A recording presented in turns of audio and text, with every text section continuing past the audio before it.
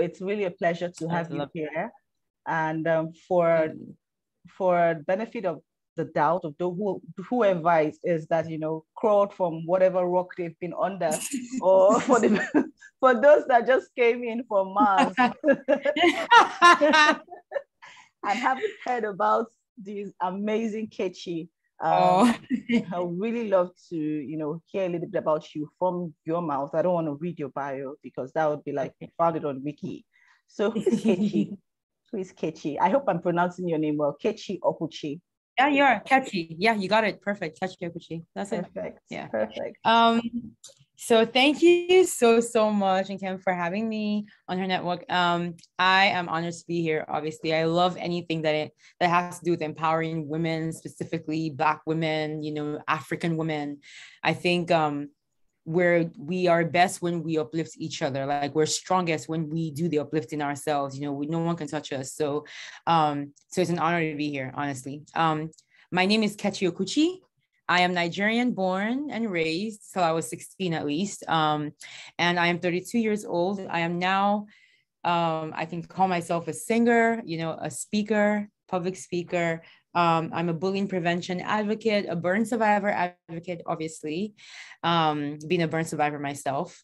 And recently I was able to also add the title author to my repertoire. I published a book earlier this year, a few months ago, actually. It's only been a couple of months. Called More Than My Scars. It's a memoir. First I've ever written. And so far it's been doing well. So I thank God. And yeah, that's pretty much who I am. And I'm also a plane crash survivor. So thank you guys for having me. And yeah, I look forward to this conversation again. Amazing. When you were just saying everything, I'm like, where do you get all the strength? Where do you get all the strength? I think that's how I want to start this conversation. Where do you get all the strength? Because life is hard enough, life is so hard. True. But then people like you that get up and say, you know what, I'm going to do this. I'm like, memoir, at what age? So what happens when you hit a different milestone? What happens when you get to 50? Are you going to write another one? Definitely. I feel like you are going Right. to That's so true. write another one. Right. So Oh yeah, this is definitely hopefully many books. Yeah. awesome. I want to start with the conversation by asking you, where do you draw your strength from? Because I'm sure there are days when you're like, nah, but yeah. Where do you draw your strength from generally? Yeah, generally speaking, I think God has put some really incredible people around me, and this is in terms of not just like blood, but friendships as well, relationships, people around me.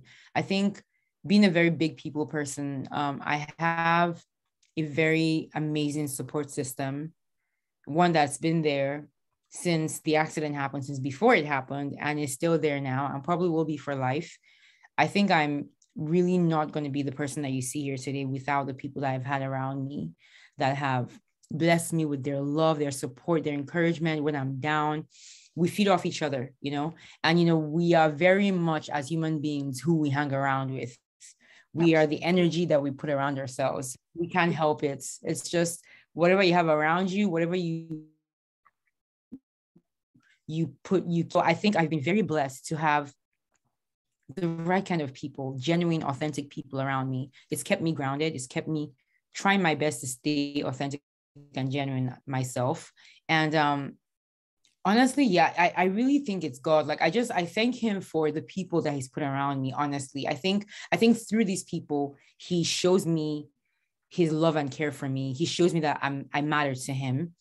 And I think that's another thing. That's like the overarching, I guess source is really him, is God, because he's the one that put these people in my life. He's the one that makes all these opportunities come my way and things happen in my life, so I feel like at the end of the day, since he's the source, he's the one that I rely on the most to keep these people around me and to be a listening ear when I need to speak to him and pray to him. He's just been really this place of I guess respite, I would say, since the accident happened. And it's something that is it's not like a consistent, like, I sometimes I forget, that he's the person that makes everything better. Honestly, as time happens, as life happens, you try to do things yourself, but a lot of times, I backtrack, or I fall off the wagon, and then I come back. You know how human beings are. We just, it's a constant journey. But I think having him there as that constant is just very helpful, makes me feel safe. And then the people you put around me, oh my gosh, that's pretty much, I think, the real source of my strength. Because like you said, some days can just be anyhow, and it's not every day you want to go out and do this and do that, but then sometimes you do what you have to, and then other times it's like you remind yourself, you pray and you remind yourself the reason behind why you're doing all this stuff, why you're putting in all this effort in the first place, so it's things like that, I think. That's so amazing. Thank you, Kechi, for sharing. Two things dropped in my spirit when you were speaking. One is that this is like 60, it happened when you were 16, and then 16 years later, here you are. It's just so amazing. Yep. Wow. And then I think that also it's because of the kind of person that you are. That is why the friendships has flourished the way it has flourished. Oh, that's I so think sweet. that Thank you. I think anything that lasts is because two people or a couple of people were making an effort to sustain it. So there's a lesson there for a lot of us that, are takers, and some people can't really help it. So I hope that whoever is watching this right now, it's give and take. Friendship, relationship, whatever it is, it's give and take. You need that. It has to be balanced. There's no doubt. Let's talk a little bit about, bullying. As a kid, and when I even read stories, a lot of people say, oh, when I was younger, they used to bully me about this and that, but now this thing that they used to shame me for is my best feature, and has even made me who I am today. Yeah. So what experience, like, what happened to you that made you decide, what, I'm going to fight this?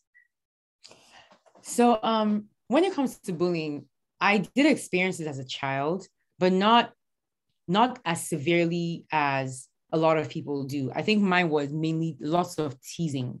It was teasing because I outgrew my peers very early. Like, I was the biggest, tallest in my class at like 9. Oh, wow. And I mean, like, I developed, boobs and all these feminine features very early. So things like that made me extremely self-conscious from a very young age, because my peers that were not like that would, tease me about those things. And so it was maybe like, this was around like 9 years old or so primary school. And then as I grew like older, like 11, 12, when I got into secondary school, I learned that these things that people tease me about are actually assets that people want, so it changed the way that, like, when I saw that was the fact, that was the case, then it made me realize that there's actually nothing to hide about. I used to be very conscious of like my boobs. Like, I would slouch, like I literally had a hunchback. I would walk like that, trying to like hide it from the world.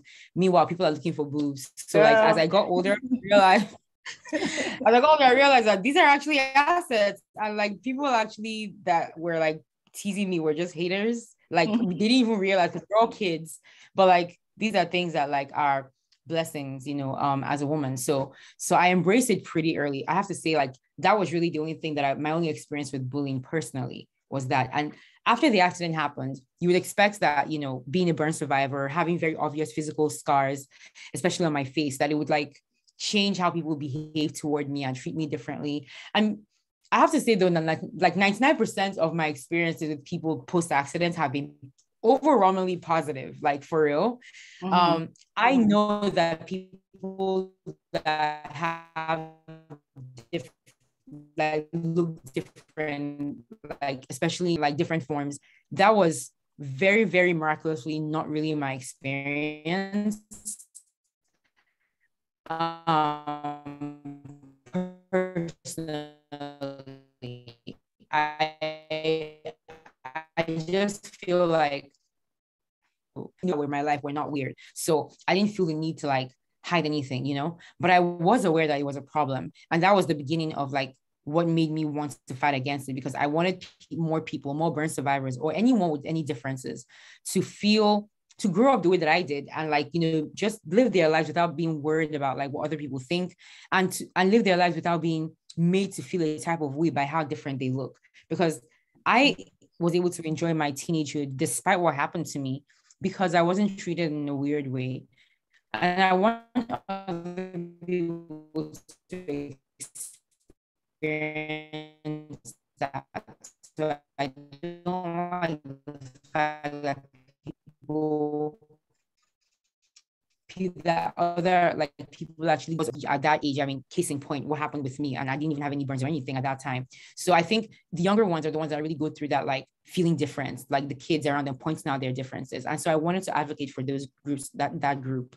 And then secondly, my little sister, after we moved to America, she was intensely bullied because of just her different accent and just being different, essentially, new environment and not fitting in well. And people took advantage of that a lot, and so she didn't really adapt. As her adaptation was not as smooth as mine might have been moving to America from Nigeria. Mm-hmm. And I hated seeing that, because in the beginning I was too weak. I couldn't do anything because I was healing. The accident was just fresh. So I would be forced to just know that these things were happening to her, and I couldn't do anything about it. My mom and my dad were trying their best. But as I got better, I was able to stand up for her, defend her. And my mom and I especially spent so much time praying for her and trying to instill inside her different ways of thinking about herself, so that she can have a chance to grow up and have self-confidence and keep her self-esteem intact, even though she went through things in childhood that tried to damage it. So I think that was the second trigger that really pushed me over the edge. This is something I'm going to do with my life, no matter what. I don't know how, I don't know in what capacity, but when it comes to bullying prevention, I'm passionate about this, especially with teenagers and kids. And I want to be able to be part of the solution. I want to just be part of any group that is doing something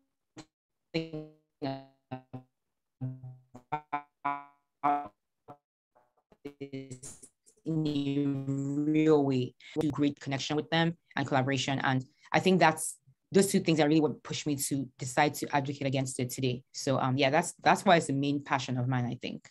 That's really interesting. And it's interesting that you talk about how you had spoken to your sister and how you would stand up for her, but also let her understand that, at the end of the day, she needs to be confident in herself. Yeah. So that whatever it is they're saying on the outside would not affect. Yeah, exactly. I won't always be there. People won't always be there to defend you all the time.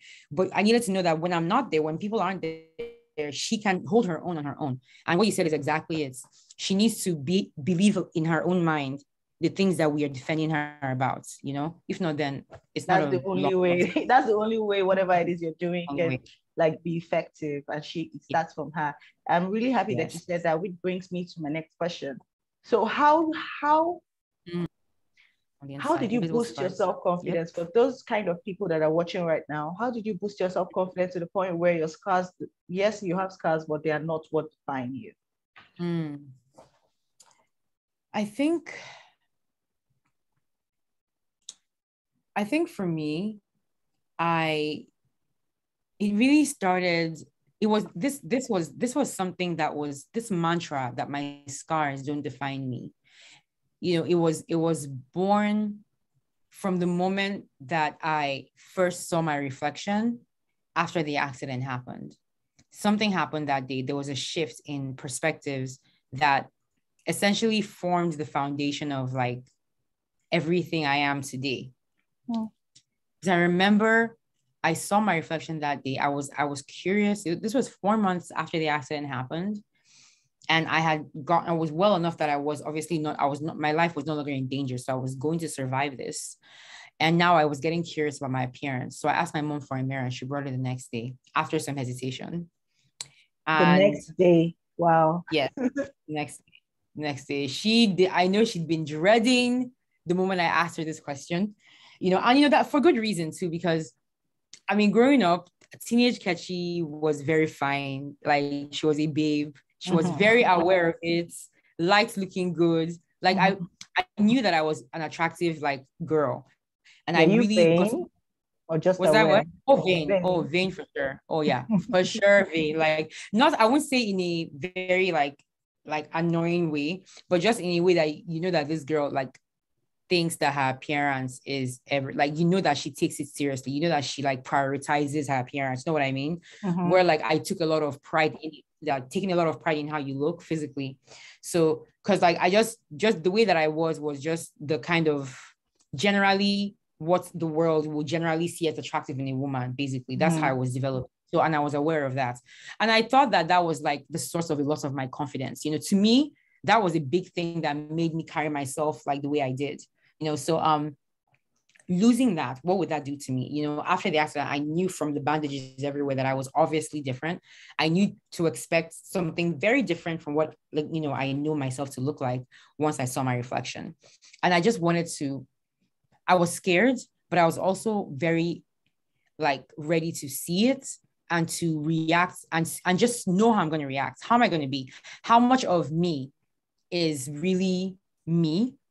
And how much of me is tied to my personal appearance? You know, how much of the Kechi, every other part that is not physical, how much of that is tied to the physical? I wanted to know, and I wanted to start whatever therapy I may need to start so that I wouldn't let however I feel about myself impede my life and how I want to live my life. So when my mom brought the mirror, I saw myself and I was prepared for the absolute worst. I was prepared for the worst. And I saw myself and I realized I wasn't prepared at all. Like, I was just like, wow. First of all, I had no skin on my face. Like, it was just like a skinless flesh. I did not look anything like Kechi. And I just remember looking back and forth like, dang, like this is really bad.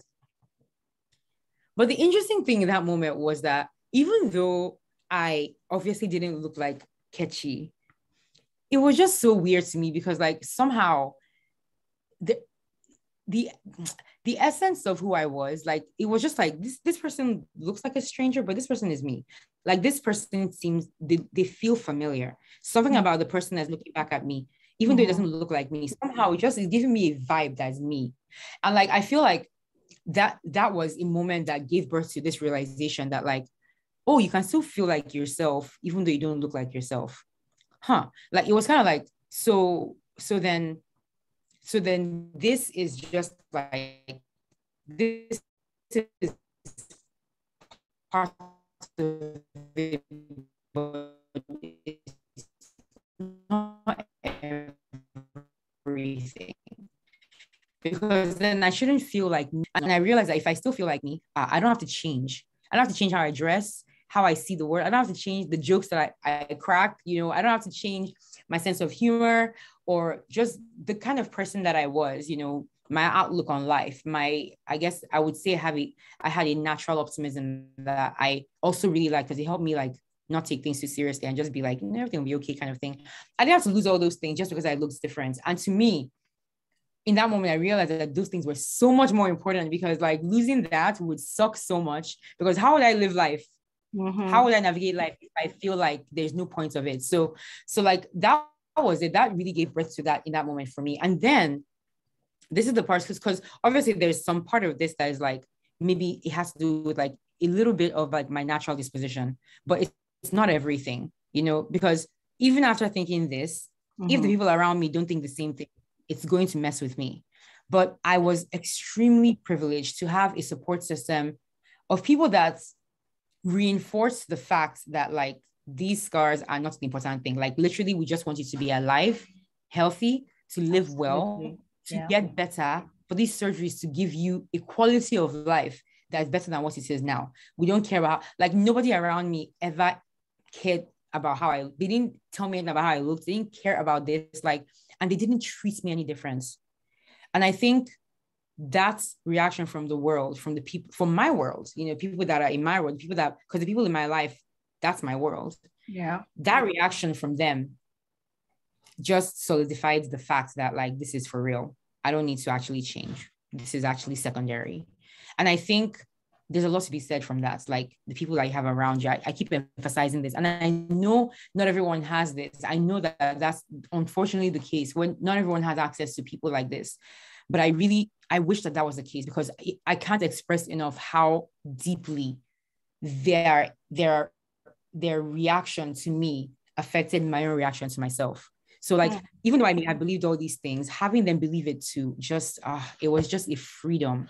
And so I carried that with me from the hospital, and the protection of that, you know, kind of restricted environment into the world. When I got back out into the world, I was able to kind of carry that belief with me that these scars don't define me. And also, frankly, like, it's possible to treat me normally. I've seen it. So like, I shouldn't settle for anything less when I meet other people outside, So, because I know that it doesn't have to, if someone's acting funny because of my looks, it doesn't have to be that way. I've seen better. So have you ever told I didn't someone that.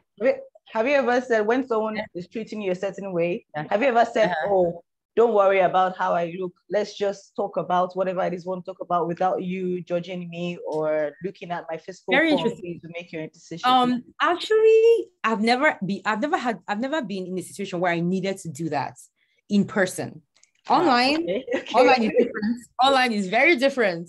Because people get brave when they're online, the anonymity of it all. Yes. But like in person, I've had, I think the worst of it in person is pity. I think that's the one that rubs me the wrong. I don't really get people saying like acting funny or whatever. Although I've had like maybe a couple kids that like freaked out because of how I looked. Although maybe the kids were the ones that were weird, because not like literally I can remember them. It was just two kids, like out of all the children I've ever met that have ever reacted that way. So I'm thinking it's not me. There might be something going on there. But then those are kids though. You don't begrudge kids how they behave. That's the whole different thing. But in person, I've had a couple instances where I met people that obviously were like, hey, yeah, shy. Don't worry, it's okay. Everything will be okay. Don't worry. Don't worry, you still find love. Don't worry, you're still beautiful. You're still, God, And so when they say the phrasing and the way they're saying it makes it clear to me how they see me. They see my situation and they see my appearance as something shy, as something pitiable, as a disadvantage. As a disadvantage, and like as something that should make me feel a type of way, because that's why they're trying to comfort me in their minds. So that rubs me the wrong way, because what it does is it shows me how you actually see me, how you perceive me, and I don't need that, So in those kind of situations, I just kind of withdraw a little and just don't put myself around those kinds of people. I don't say anything to them like stop that or anything. I just know that this is not my kind of person. You remove yourself. Yeah, exactly. I just kind of like I kind of distance a little bit, and I'm polite, respectful, but that's pretty much it. So luckily I've only had a few of those instances, very, very few, but yeah, pity is never a nice look. It's never a nice feeling either when someone's feeling pity for you. So I think that's it. Yeah. I think that's the only thing. Honestly, like it really and truly, Nigerians especially, so encouraging, so sweet. Nigeria, we are, God will bless you. You're such a strong girl. You're doing so well, it's all from a good place. It's all from a good place. So I just take it in stride. And also, living in America, like I said, Nigerians, really, it's Nigerians that are the most forward. And I really like that about our people, because rather than just stare from a distance, they will come up to you and be like, I have to say, I appreciate that about our people. We don't like all this like cement, but like here, it's different. People will mind their business, and that's good, because then, I don't have to mind you. You don't have to deal with all that. But then you your stares and all that's going to make you uncomfortable. However, I haven't lived this long. I think, when you mentioned looking at the mirror, I just envisioned, okay, let me just start getting to know myself all over again. The quicker I start, the better. And if I can know myself and be comfortable with who I am, if you like, stay from today to tomorrow. If you like, you get me. That is, Nkem, that is. Literally, once you have settled things with yourself, no one can touch you. And this is me speaking from, this is literally fact. This is experience.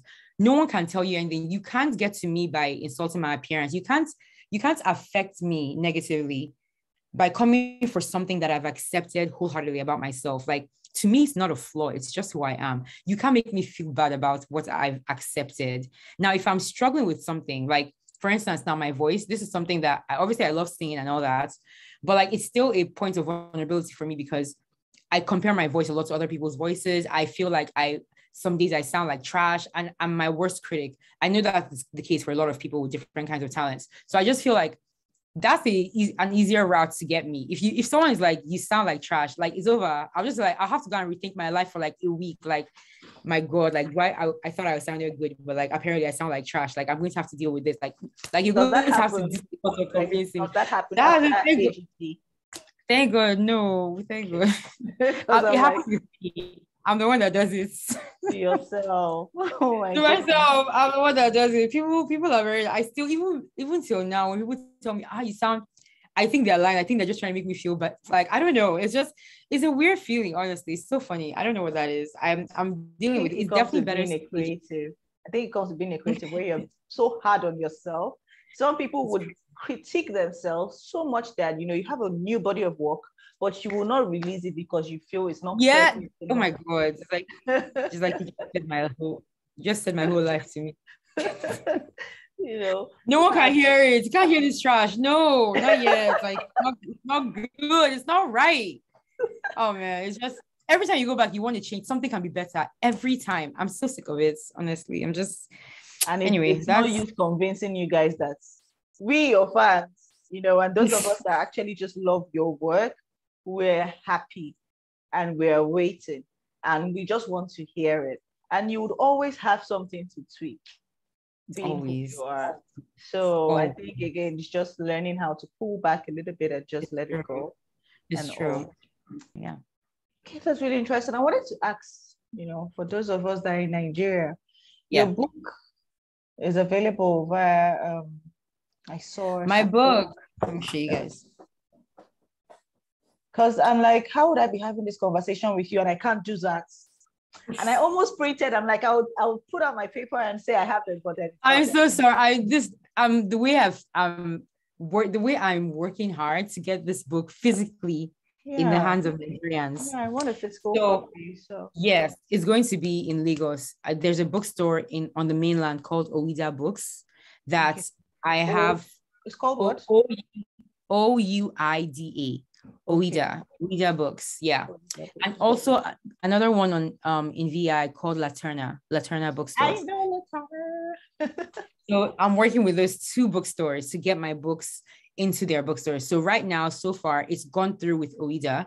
So they've ordered, and it's going to get there in, unfortunately, like 2 months or so because of shipping. So can't we order for it and it comes directly to our doorsteps? You can, you can do that, but then it will be like Amazon. You know what I mean? Like if you want physical copies for now, physical copies are available through like Amazon UK, and anywhere really, Amazon America, wherever you want to order it from. But I know I have friends that ordered from Amazon UK and got it like way later in Nigeria. So you can do that. But then I'm trying to get the physical copies will be there in a few months. I'm going to make an announcement once that happens, obviously. And I'm also going to be in Nigeria to do like that's what I wanted to say. I'm like, are you coming? I'm coming. I am coming. I have to. I absolutely have to. I'm trying to do a book launch, like a Nigeria book launch, Yeah. So that's my plan for the summer. And then that's what's happening. And then also it's available on Audible, like audiobook and Kindle. So if anyone wanted to just listen to it and say, because I do the voice, obviously, my book. So it's my voice. So I'm really happy. I actually had to audition for my own audiobook. Yep. Seriously? Oh wow. But it's that's great. It's not guaranteed. Because I guess it's not every time the author would be like also able to be speak, So but I also think that you connect more when the author is the one speaking. Exactly. Especially when it's a memoir. Exactly. So why would someone else be reading? Like I won't. Why would someone else would want to? Girl, true. Exactly. True. Yeah. So let's talk about, Simon wrote the foreword. Yes. That was Is he your mentor? I wish I could claim that. I can't say that. I can't really say that officially, but he is definitely a very avid supporter of anything I do, essentially. Ever since I met him, he has made it clear that he hopes for the best for me and wants to do what he can to help me succeed. So fantastic. He volunteered to do this forward. Like when I made it clear I was going to write a book, he was the one that reached out and was like to my agent that he would like to write the forward for my book.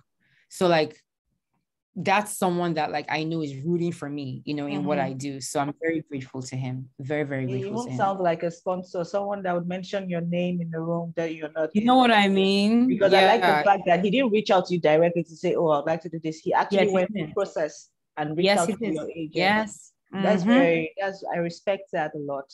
So Yes, do yes. you have mentors, official mentors that guide you, Official. apart from your friends and family? Do you have mentors? I have songwriting mentors. I Songwriting think, yeah, mentors. songwriting, yeah. So you categorize them. Yes, yes. Okay. I don't have a life mentor, if that's really what we're asking here. Like I don't have a person that You is go helping me to for life navigate life. I issues go and to all for that. life. No, not really. That person is my mother. That person is literally my mom, my dad.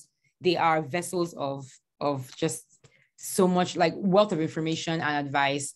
And then also just people around me are just so wise. Like I feel like, and then even like people I meet at like events, you know, connections I make, like random connections that end up not being so random.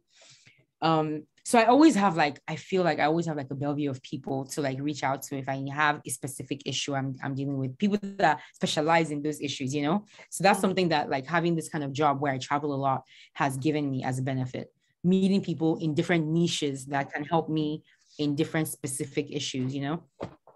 But I think the main thing I would say is I have two songwriting mentors, like that really like literally help me come up with lyrics. Like we write together and we come up with music together, melodies together, people that are teaching me how to like read music, things like that. Because that was something that like once I saw I love music and I wanted to make something out of it that isn't just like a hobby, I realized that I don't know anything. All I know how to do is just sing, open my mouth and sing. I need people that like know important details about navigating this industry. First of all, understanding songwriting and how important it is to be a participant in what you produce and what you put out there. And yeah, these are people that have just been really advising me. Vocal coaches as well that I stayed in touch with after AGC that taught me about, you know, important vocal warm-ups and things that I wasn't even doing at all. I just came on the show like I like singing, like things that I should be doing if I want to do this professionally, you know. So they've changed my life career, like in terms of voice. Like so, like honestly, I'm definitely better for these. Like I'm better like about this for because of these people. And then I would say also speaking engagements. I have mentors for that too. Not I wouldn't really say that's more recent. Because as my audience kind of grew and the kind of people that wanted me to come and speak grew, I needed to learn how to tailor my speeches based on themes and based on like kind of crowd I'm talking to. I'm very used to the testimony part of things. It's very because that's because doing a testimony is literally just telling my story. That's it in its raw form. So there's no extra effort there. But when I'm doing a corporate event that has a theme, I need to know how to, and I've been doing a good job of it so far up until COVID happened. But you know, since COVID and things have resumed, I think it's become something that I don't want to keep on rinsing and repeating the same stuff to people anymore. So I want to learn how to tap into not any information that would make a speech interesting beyond my personal experience. So I have that help me with that you said that, because something that I always said is there are certain people that will come on stage and you already know what they're going to say in 10 minutes. And, you know, even with YouTube, those that have never like had the opportunity to be in the same room with them, you hear the same thing like over and over. And I'm like, but I just had it on this stage and that stage. So I love that you because it's very important. It's very important to, you know your audience, know the theme, and then you can put your story into it, but don't recite the same thing. Don't recite the same thing. You can't do that. You lose them. You lose your audience. You have to, they come there with a specific theme in mind. So they expect everything that they're experiencing during this event to be tailored to that theme. So you can't just come and just give a generic message. Yeah, I really want to avoid ever having to do that. So I felt it's important to let me learn. Let me actually go and look for resources that can help me make sure I'm doing the right thing and navigating the speaking world the right way, essentially. So yeah, I got in touch with like another speaker. This was just like January this year. And he's been like helping me, advising me. I got his book. And then when my book came out, he got my book, which was cool. And he's just a really insightful. He has so many great insights, and he speaks on like some of the biggest stages in America and beyond. And he's also a burn survivor, which is really cool because I didn't even know that. Not just a burn survivor, but someone that was treated by the same hospital as me. Like, wow. I found that out by reading the book. I didn't even know. What are the freaking that was crazy.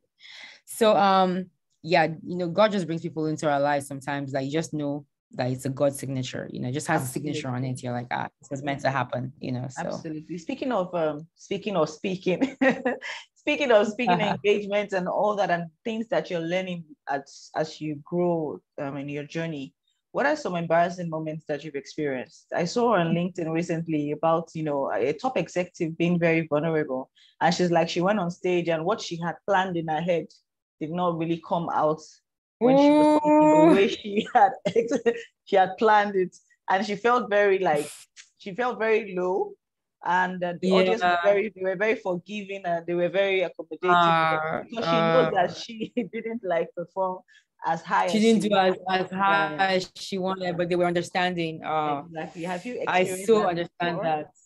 And how did you handle it? Oh my God. Okay. With speaking once, there's one moment, and the fact that it stands out to me. It's happened once to me where something happened that till today I'm not happy about. Okay, so this was in 2019 in Nigeria. I was speaking at a Union Bank event, and it was one lady who asked me a question. And I had no answer to that question because it was a question to be fair on myself. And I know, I don't expect to know things that experts would know in specific fields. If you ask me a question about psychology or psychiatry, if you ask me a question about counseling, those kind of things I can only speak of based on what I know, because I'm not an expert on them. I can talk about it maybe on my experience or what I've observed, or what I may have read here or there that worked for some people.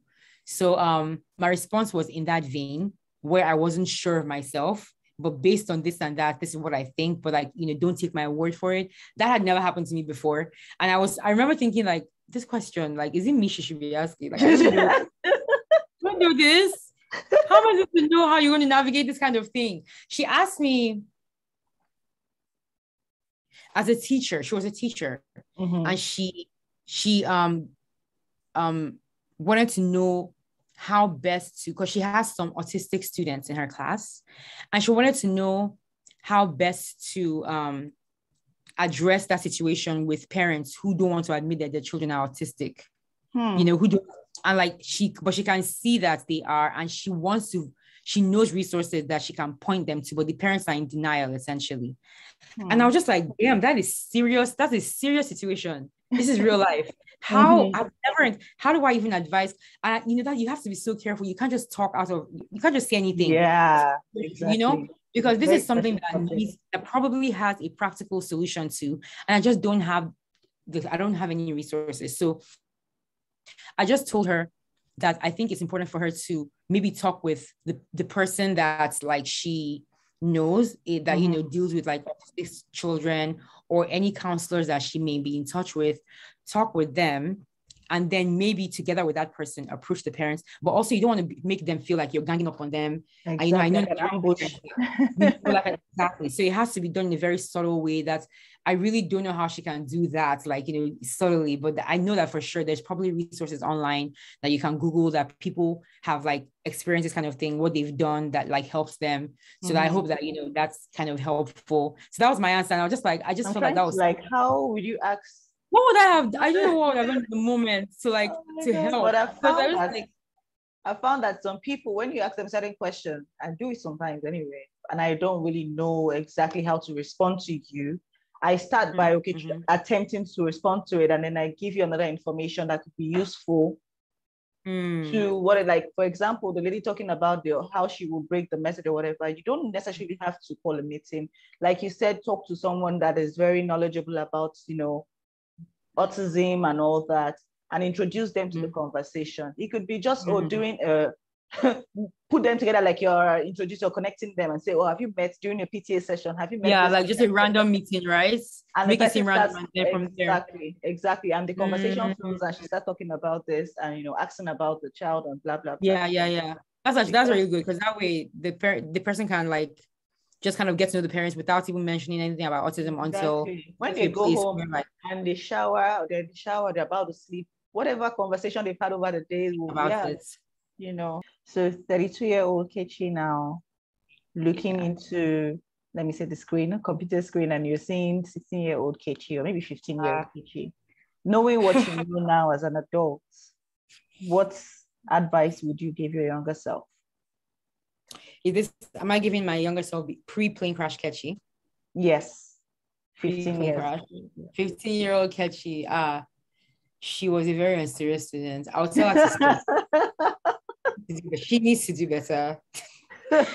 Take your studies seriously, young lady. Like, what are you doing? It's ridiculous. If only you knew that none of this will even matter. All this fine girl you're doing, it's not going to matter, Lisa. Or like, you need to study. I'll tell her to face her books, read better, read more, focus on. And then, I'll definitely tell her to learn music. Oh my God. Stop singing just for fun. Go and learn how to read music, learn music theory, like learn how to actually learn notes and keys, because I think that that's a big thing that's restricting me today when it comes to that, not understanding how these things work, like the theory of it. And I had so many opportunities too. Like people that saw that I liked singing, that I could sing, would try to like get me to be involved in this and that. And I was just like, I don't want to do things that would stress me out or like, take too much time away from my free time. Mm-hmm. I would tell her to do theory. I would tell her that. So, because like, at least then I would have like a more rounded like experience now with like music, I think. And then I would also tell her, that no matter how bad life seems, remember that as long as there is breath inside you, there is always going to be hope for something better. Like, no matter how bad a situation is, if you are alive to experience that situation, you're alive, you're living that situation, you're alive, then that breath in you means that there is always hope for a better tomorrow. Like, there's always, as long as there's life, God is not done. There's always like, and it only happens if you're alive. If you end things when you are in a dark place, or if you are someone who gives up on things when they get too hard, you will never ever see or experience the feeling of earning something that is worthwhile, of earning something that is like a good reward, for hard work. I think giving up when things are in the middle of the hardness of the hardship, that is the worst thing you can do, because then all the suffering you suffered was for what? Like, only to end in this bad place. Like, for me, I've learned that, like, at least how I am now, the more I'm suffering, the more I'm going through something, the more determined I am to see the end of it. Like, because if I'm suffering this much, it cannot be for nothing. I'm sorry. I have to see a good thing come out of this thing. And the longer the moments, the bad moments or the darkness lasts, the more determined I am to find the speck of light. I must get something out of this. I must. So like, I feel like that's a mentality that has come out of like my experience post-accident. I would tell that to Kechi before.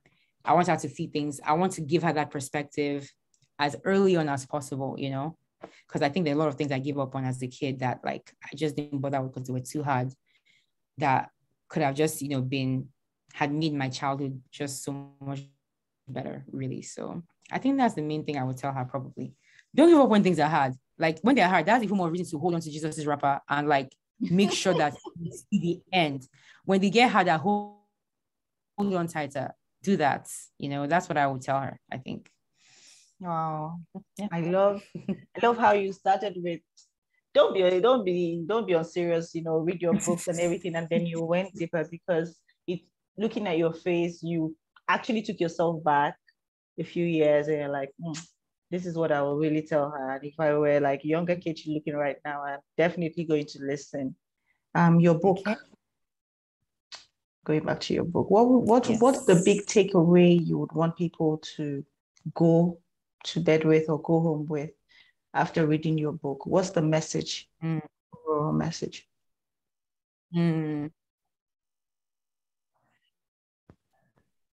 I think the main message I would like people to take away from my book would be the relatability of struggle. I think that a lot of times when bad things happen to us, we feel the knee-jerk reaction is isolation.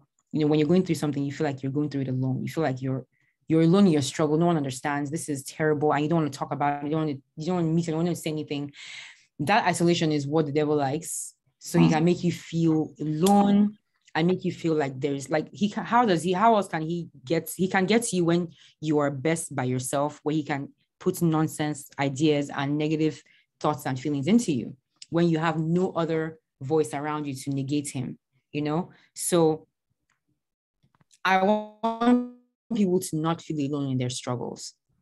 I feel like a lot of times, obviously, no, plane crash is not something that happens to everybody, obviously, and thank God for that. But I feel like, it makes it seem as though like my struggle is like on this like much higher than anybody else's on, when honestly, like all our struggles are as valid as each other's. Like you don't have to go through something as monumental as a plane crash for your trauma to be valid or real, nor do you have to have obvious scars like mine for your scars to be real. We talked about that, about invisible scars that are just as real. And I feel that I wanted everybody to feel seen by reading my book, to see that things I went through, I may have gotten here in a very miraculous, incredible way, but where I ended up and the trauma and the struggle I went through, it's actually quite similar, especially mentally and psychologically. The thoughts that we have, the way that we have to battle negativity, the way that we have to battle depression, darkness, loneliness, hopelessness, helplessness.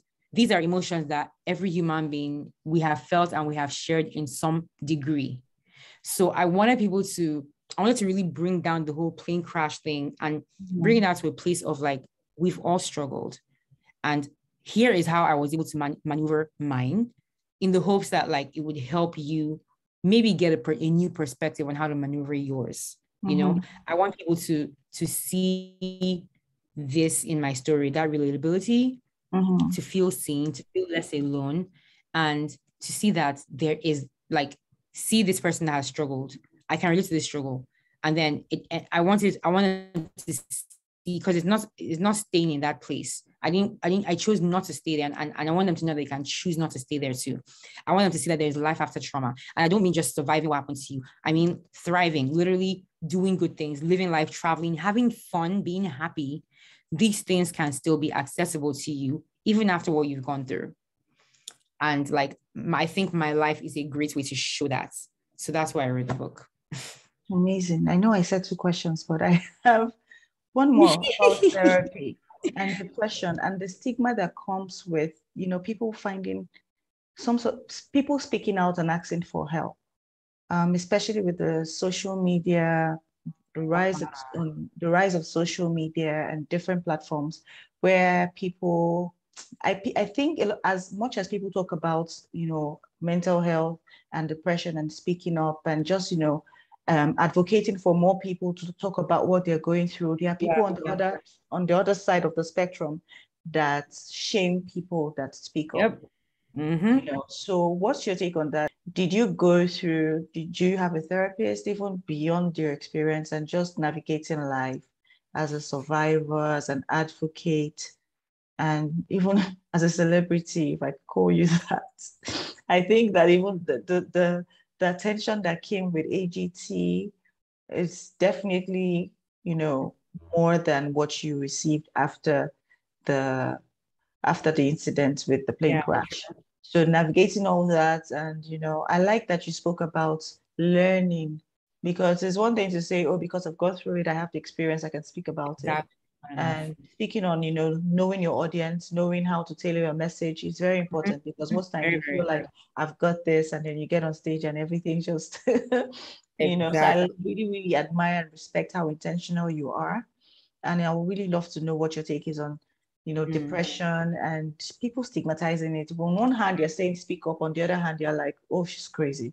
She's crazy. Yep. So, man, the stigma surrounding mental illness and awareness in Nigeria specifically is staggering. Like it is debilitating. It makes people feel stuck. Like I feel like Nigerians as people, we glorify struggle. And what I mean is we pride ourselves on being able to cope and still laugh and joke despite being in very hopeless situations. Now, don't get me wrong, a coping mechanism is very important in that country, no doubt about it. Having humor is a lot of times a lifesaver because that country is literally, it's not just that nothing is happening, but it's literally physically fighting you as you're trying to do something. Like it's against you. So I get that. But because of that, there's a glorification of getting through something by your own strength. There's a glorification of like, toughen it out. That makes you feel like just because like, it makes you feel like they make you seem weak for not wanting to tough something out by yourself. It gives this impression that why you like, how dare you complain? Like we're all feeling it. Like, should we all die? You know what I mean? You're not the first to go through it. You're not the first to go through it. So why are you complaining? Exactly. But then it's like, why do we want to stay in this place? So I'm not the first to go through it, it's true. But why am I the only one that wants to help myself? Like, then let's all help ourselves then. We don't have to all stay in this mentality of like struggle forever by yourself. Like, why? Who is all that flexing for? Why are you doing that? What's it like a badge of honor? Who are suffered more? Who has suffered more? Nigerians. I just feel like why, and I think that is a major reason behind why people don't say anything. Do you think it's just a Nigerian thing? Oh no, for sure. Not definitely only. It's just that Nigeria is my main experience with that kind of thing. Yeah, so you're speaking from that. Oh yeah, I'm speaking from that. No, but Nigeria is not the only place. I feel like it's more likely, and this is not me speaking factually because I'm not sure, but I feel like it's a thing that happens in a lot of countries that have a lot of conservative like ways of being. Countries that have tradition, like are very conservative. So not just Nigeria, but like places like South Korea, places like possibly China, places like like exactly. Yeah, thank you. All these like a lot of Middle Eastern countries as well. So it's not just Nigeria or Africa. It is like, there are places that just place a lot of stigma on getting help because you're not the only one. So struggle through like everyone else, a lot of like, so I know that Asia has that issue a lot too. So I feel that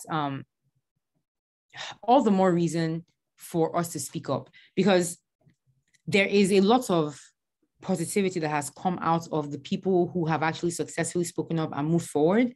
There's enough statistic there to show that it's actually productive to do this. It's productive to have therapy. It's productive to talk through the issues that you go through.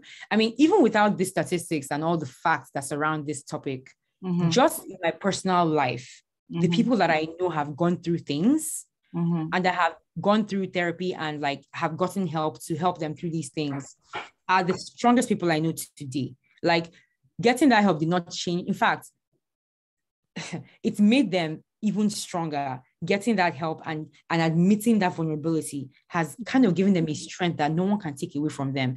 These are the people that like I see that make me think this is something that has to keep on happening. Like in no way. One of my best friends was severely abused as a kid. Severely. Before I even met her. I met her in LGC. Before I even met her. This is before we were 10.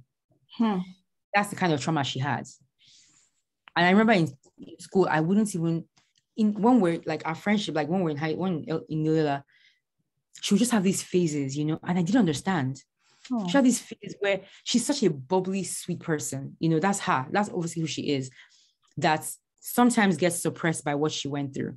And I would never understand because she would never talk about it, of course. Like, why would she? But she would just go through these phases where she's just down. She wouldn't talk to anybody. And I didn't understand, like, because everything would be cool. And then I'll just suddenly feel so shut out for no reason, and I'll have no choice but to just wait it out with her until she's better. And I didn't understand as a child. I didn't understand. I had no understanding of why this was happening. Why, only to find out after the accidents, so the accident happened 16, okay.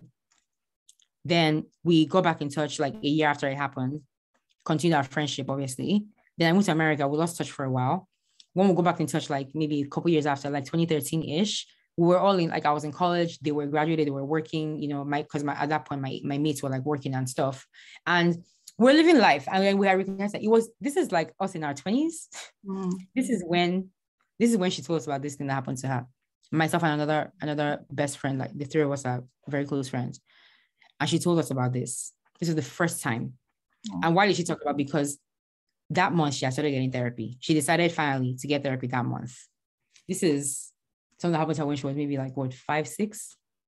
At 25, 26 is when she first got therapy about it, to tackle it, and to even open her mouth and talk about it to anybody. Wow. And now she owns a nonprofit in an NGO that is focused on the girl child, on sexual education, on protection, on providing, like, you know, for basic necessities, while also providing basic healthcare, while also educating about sex, things that they need to know, that a lot of times our parents shielded us from, that didn't really help us when we're like not knowing about these things, because we didn't know what to avoid. Absolutely. This girl, she is one of the people, I admire her. She's top 10 most admired people in my life, because she is someone that to me has a strength that I cannot comprehend. Like, I can't comprehend it, because I think back to, whenever I think about what she's gone through, I don't understand how she can even laugh.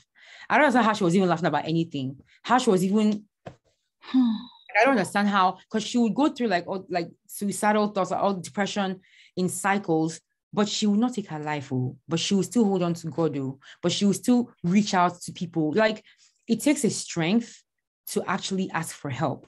It does. So seeing that experience firsthand with someone like her, I can't not support mental health and counseling and therapy. It's impossible, because I have seen literally how better a person can be because of it. And when I think about how so many people may be carrying this kind of baggage, it kills me, because it's just like, are you kidding me? Like, that is a whole lot of stuff. Like, most of my I say luckily, most of my injuries were physical. I think physical injuries are so much easier to deal with because they heal. Like, wounds heal physically. Like, it would heal. Mine heal differently. Yes, it's scars, it's burns, but Shasha, the wound covered. But mental, emotional, and psychological trauma is such a difficult thing to treat. First, because you can't see it, so people will say it's not there. And secondly, because it has such long-term effects in how you behave. Like my friend, it affected her relationships, how she approaches relationship with men, with friendships. It's affected her relationship with her parents, because it's like a deep, like hidden, unknown, like a buried, subconscious anger that they didn't protect her. You know, things that you don't even realize were affecting your life and how you were behaving. And it's like, you can't be walking around with that kind of thing. Like, you have to. We need to. I personally, man, I can't be baggage like that. I really can't. So, like, therapy for me was mainly about, like, after I realized the truth about how everyone except two people survived, losing all those friends. So my therapy was geared towards helping me. It wasn't even that. That was actually the part that was handled by, like, family. The therapy for me that I got was about dealing with, I guess, the reality of my situation, of, like, the fact that I won't be able to go back. Like, for a while, I thought I could go back to school. But then as time went by, I realized just how severe this was. And I learned school is probably very, very far off in the horizon. Normal life in general is just very far. Hospital is probably my nearest future for a while. Adjusting with that reality was a little difficult for me, so I got therapy for that, because I got into a very depressive state of just constantly crying and being exhausted inside my own body, tired of my body fighting against me, hurting me as it's healing. It just, so that was my therapy, but it was mainly focused on, like, my physical. It was still about coping with my physical predicaments, and helping me understand that, like, prioritizing my life over anything else is important, you know? Mm-hmm. So I'm very grateful for for what I got at the time, although I did struggle later on when I was okay and they were trying to tell me that I wasn't. I had a little bit of an issue with my therapist actually, because as time passed and I got better, like I knew I was better. But I guess from his perspective, it was like a switch happened and he's like, what is it? Like, how you all of a sudden better? And I'm like, it's actually not all, like if you knew, like it's actually not all of a sudden. I've been struggling with this for a minute. Like you're not there all the time to see the back and forth with my mom, with my dad, with my family, with God. Like you're not there when I'm in the middle of the night shouting at God, talking to him and asking what the hell is going on. Like, how do you deal with this? How do you deal with it? Like, so I guess to him, not seeing all those things and then suddenly seeing me being like, I think I'll be okay and all that were just like too random for him to accept, So it was a struggle trying to make sure like to stop him from prescribing these meds and doing this and that and things that were just like not very helpful anymore. But I understood that obviously he was just trying to do his job, obviously, too. So it wasn't really like anything against him particularly. So, but like that was my experience with therapy and with psychiatry and psychologists. But yeah, I definitely am a huge advocate for it. I will always be, like you said, people, it's sometimes just someone else to talk to, a neutral person to talk to, that like might just be listening ear, just so you can vent and might help you unlock some things you didn't even realize, So I don't know. I think it's important and I detest the stigma around it. How do we get through the stigma? The only way is to speak up. That is literally the only way to like really get rid of this stigma is for more and more people to keep speaking up about it. And the more people, if the ratio starts shifting, then people will be forced to see the truth, Yes. So the more people have to keep on joining their voices to show how important therapy is, supporting it, and then victims, survivors speaking out about it and showing that strength. Because when one person does it, it can start a domino effect. Absolutely. And I think that that's necessary. So yeah, good luck to us, honestly. Good luck to us. Thank you so much, Kechi. Thank you. This has been very insightful, very, very, very inspiring as well. I really wanted to have the conversation beyond, the scars and just get to know the Kechi behind the physical form. And I feel so blessed to have been able to listen to you for this long. You're welcome. Before we shut down and say, goodbye till you come to Nigeria for your book launch. Yes. Hopefully soon. For everyone watching, what's one word you want to leave them with? Just one word and maybe a sentence to accompany it. I think I would like to tell them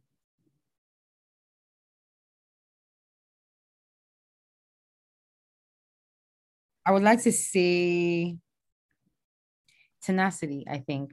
I think that's the word, because that is that quality that keeps you holding on when things get like the harder things get, to be able to keep holding on as they get harder. I think you need to be tenacious. You need to have that tenacity to withstand the heavy burden and not forget your goal, even through that struggle. So, and I say that because I want people to know that they need to stop underestimating the resilience that like human beings have. Like, I think we are born with an innate resilience, which is like a muscle that like the more you persevere and overcome things, the more resilient you become to tackle the next struggle. And that's something that a lot of people don't realize that they have, I think if you think sitting here now, you and I, all the things we've gone through in our lives, the struggles and the hurdles we've overcome, the mountains that at the time, we didn't think we could pass them. There are probably many things you can think of that when you were there experiencing it, it was like, this is the end. It's impossible. Like, this is not it's over. There's no going forward from here. It's not going to work out. All these phrases have come to us at some point when we're going through something in the past. We're here today. Obviously, it was not the end. Our story didn't end there. It was not a full stop, because we overcame and we are here. Somehow we are here. Absolutely. And I think you being here, me being here, this is proof of that resilience that we have, that tenacity that we have. So if we've come this far already, then we can obviously go further. We can we can go so far. We have no idea how far we can go. Like, really don't. And I think that's the credit I want us to be giving to ourselves as human beings. Give yourself that credit to know that, like, you actually are pretty freaking strong. You're stronger than you think you are. And you've already proven over and over again that you have that resilience to keep going, to keep one foot in front of the other. So I want people to look at my life as an example of that, for real. I really want people to be able to see through the things I post and through the things that I say.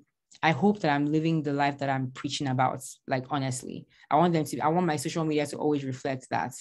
And then I want them to just know that, yeah, like, if you've come this far, you can definitely go further. So let's just keep going further together, really. I think that would be what I want to leave everyone with. That's so amazing. If you've come this far, you can go even further. Girl, caption. Thank you. Thank you so much, Kechi. This has been very, very, very, very, very inspiring for me. Oh, so glad. I am so glad. I am so honored. I am so grateful. And on behalf of, my network, her network, thank you so much. Hope to see you, Kim. Thank you. You're welcome. Hope to see you in Nigeria. Yes, I'll let you go. I'll post everywhere when I'm coming. Like, everybody will know. They will all know when I'm arriving. And we wish you the very best. So. The book.